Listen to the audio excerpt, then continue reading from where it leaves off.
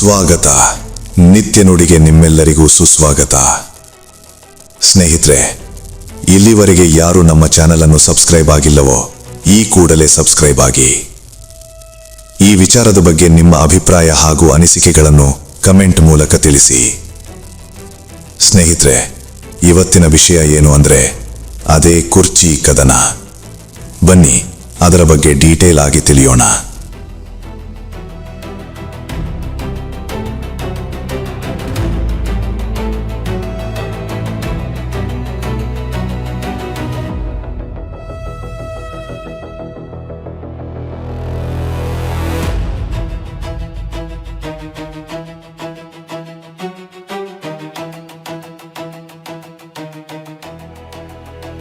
ಕರ್ನಾಟಕ ರಾಜಕೀಯದಲ್ಲಿ ಈಗ ಮತ್ತೆ ದೊಡ್ಡ ಚರ್ಚೆಗೆ ಕಾರಣವಾಗಿರುವ ವಿಷಯ ಏನು ಗೊತ್ತಾ?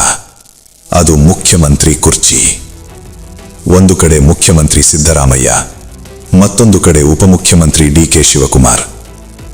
ಈ ಇಬ್ಬರು ಕಾಂಗ್ರೆಸ್ ಪಕ್ಷದ ಪ್ರಭಾವಿ ನಾಯಕರ ನಡುವಿನ ರಾಜಕೀಯ ಸಮೀಕರಣ ಮತ್ತೆ ಸುದ್ದಿಯಾಗಿದೆ. ಆದರೆ ಪ್ರಶ್ನೆ ಏನು ಗೊತ್ತಾ? ಡಿ.ಕೆ. ಶಿವಕುಮಾರ್ ಅವರಿಗೆ ಸಿಎಂ ಕುರ್ಚಿ ಸಿಗುತ್ತಾ?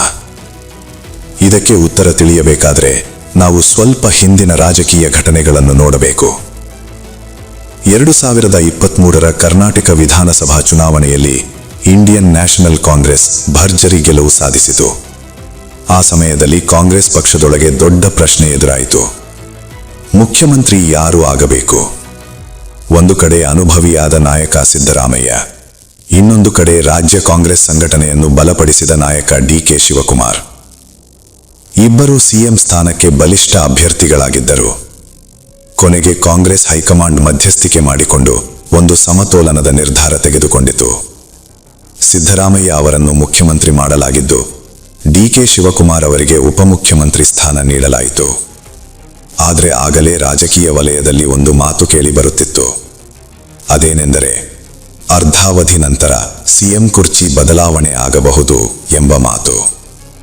ಈ ಮಾತು ಅಧಿಕೃತವಾಗಿ ಘೋಷಣೆ ಆಗಿರಲಿಲ್ಲ. ಆದರೆ ಕಾಂಗ್ರೆಸ್ ಒಳಗೆ ಹಲವರು ಈ ಬಗ್ಗೆ ಸುಳಿವು ನೀಡುತ್ತಿದ್ದರು. ಇದರಿಂದಲೇ ಈಗ ಮತ್ತೆ ಈ ವಿಚಾರ ಚರ್ಚೆಗೆ ಬಂದಿದೆ. ಇನ್ನು ಡಿ.ಕೆ. ಶಿವಕುಮಾರ್ ಬೆಂಬಲಿಗರು ಏನು ಹೇಳ್ತಿದ್ದಾರೆ ಗೊತ್ತಾ? 2023ರ ಕಾಂಗ್ರೆಸ್ ಗೆಲುವಿಗೆ ಪ್ರಮುಖ ಕಾರಣ ಡಿ.ಕೆ. ಶಿವಕುಮಾರ್ ಅವರ ಸಂಘಟನೆ ಶಕ್ತಿ ಅಂತ.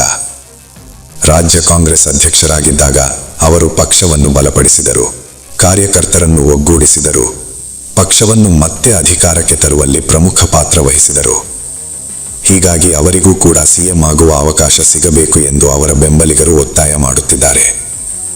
ಆದರೆ ಇನ್ನೊಂದು ಕಡೆ ಸಿದ್ದರಾಮಯ್ಯ ಬೆಂಬಲಿಗರು ಬೇರೆ ಮಾತು ಹೇಳುತ್ತಿದ್ದಾರೆ.